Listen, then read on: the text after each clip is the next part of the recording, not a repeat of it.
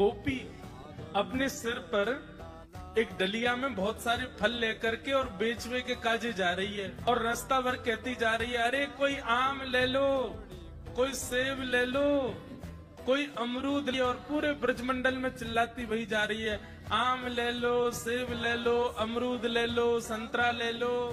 उस स्वर को जब नंद नंदन ने अपने नंद भवन में क्रीड़ा करते हुए श्रवण किया, नन्हे से गोपाल जी हैं, केवल 3 वर्ष की आयु है ठाकुर जी के, मोटे मोटे पाम, मोटे मोटे हाथ, ठाकुर जी को नेक्सा सो पेट, बटुआ सो मुंह, और ठाकुर जी क्रीड़ा कर रहे हैं।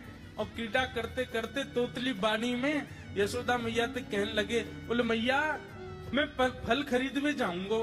मैया बोली, लाला ऐसे ना मिलो करें, फल बेचवे वाले को कछु देनो पड़े, तेरे पास तो कछु है ना है, तू कमावे धमावे तो है ना है, इतना बड़ा है वो, अब वो घर में बैठो रे।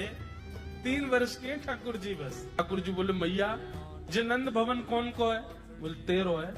लाख गैया कौन की है? बोले जेऊ तेरी है। और ये नंद बाबा कौन को है? बोले ये तेरो। और मैया तू कौन की है? बोले मैं भी तेरी हूँ। मैं इतनी सबरी संपत्ति को मालिक हूँ, तू यूं कैसे कह रही है? मैं जो कमाऊं धमाऊं ना हूँ, सबरो मेरो ही है मैया। और मैया देख, आज मैं तेरे सामने फल खरीद के लाऊंगा। बोली जा, मैं भी तो देखूं कैसे जाएगा।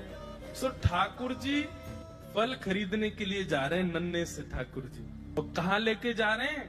बोले जल्दी से जहां पर सारी सामग्रियां रखी जाती है, ऐसे सामग्री गृह में गए और वहां से 2 मुट्ठी गेहूं अपने हाथ में भर के, और नन्हे से 3 वर्ष के ठाकुर जी इतने इतने से हाथ ऐसे अंजलि में गेहूं भर के, और ठाकुर जी अपनी मटकीली सी चाल बांकी अदा से, ठाकुर जी अपनी मटकीली सी चाल बांकी अदा से उछलते कूदते भय और फल बेचे बारी के पास फल लेवे जा रहे हैं।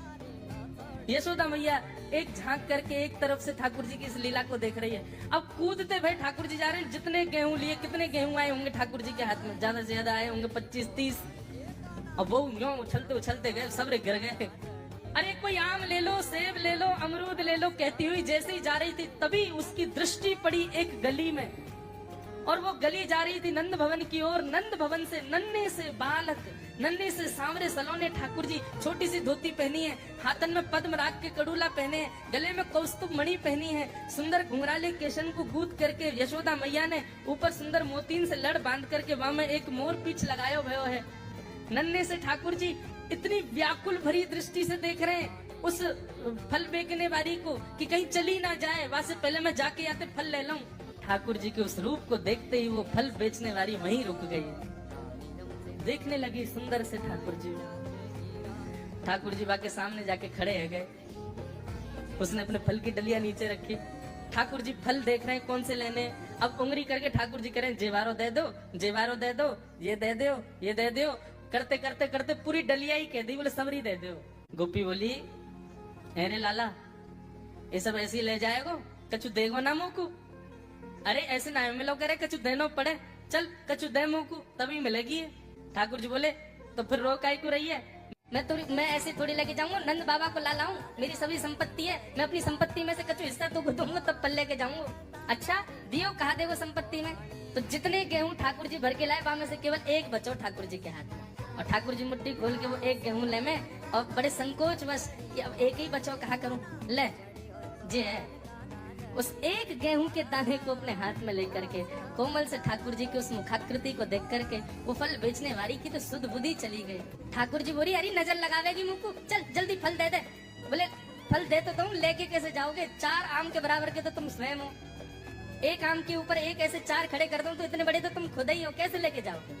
ठाकुर जी बोले बड़ी चिंता। तभी गोपी ने कहा, अच्छा आओ मैं बताऊं। ठाकुर जी को हाथ पकड़ करके उनकी कारी कमरी खोली, उनकी पीताम्बरी ने ढीली करी, और ठाकुर जी के कछु फल तो कमरिया में बांध दिए, कछु पामन में बांध दिए, कछु हाथन में बाजूबंद बना के बांध दिए, कछु गले में लटका दिए। ऐसे कपड़ान में फल भर भर के ठाकुर जी के पूरे अंग में फल लटका दिए। अब ठाकुर जी को पेट तो है गयो ऐसा, यहाँ से कमर निकल रही है, पीछे से लेकर रो है, पीछे बस्ता की तरह वहां में कपड़ा में फल बंधे भये हैं, हाथन में बाजूबंद में भी केला आदि आदि सब बंधे भये हैं। और ऐसे ठाकुर जी मटकते भये, उछलते भये, और बड़ो श्रम है रोए, उठा नहीं पा रहे पाम को, इतना भारी है गयो पाम। और जैसे तैसे खिसक खिसक करके नंद भवन की ओर जा रहे हैं। इस रूप को जब उस फल बेचने वाली ने देखा, उसने अपनी फल की डलिया उठाई और फल की डलिया उठा करके जब सिर पर रखी तो आगे चलते हुए नेत्र बंद हो गए। अब तो बस यही कहती जा रही है, गोपाल ले लो, कृष्ण ले लो, माधव ले लो, मधुसूदन ले लो, गोविंद ले लो, नंद जी को लाला ले लो,